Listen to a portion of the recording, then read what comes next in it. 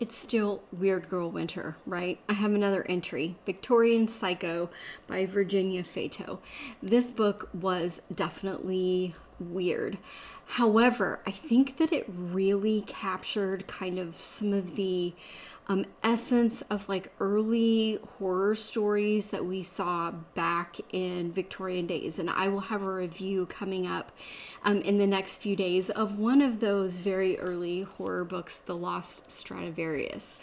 So make sure to hit all the buttons if you want to hear about one of the first horror novels ever written. We follow a governess in this book who is definitely a psycho. She has taken on a new position. She has two wards, and she is in a home with lots of servants. It's a Gothic manor, and really sort of what unfolds is just murder and mayhem and a little bit of cannibalism, some like way too much licking of things. She licks a lot of different things in this book.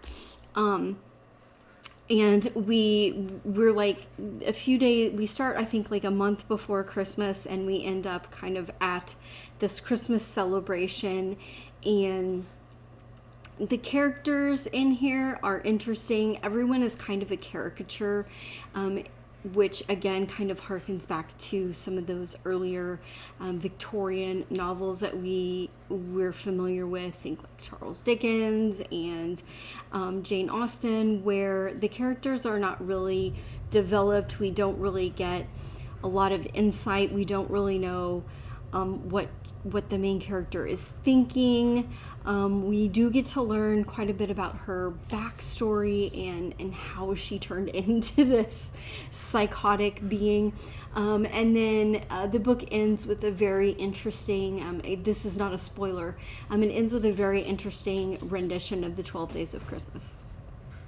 So definitely weird. If you like weird and you like horror, and you like horror that's a little bit sort of tongue-in-cheek and not really kind of in your face violent. There is a lot of violence, but it's definitely a caricature of violence versus something that's really going to sit with you emotionally. Then this is a great book to pick up.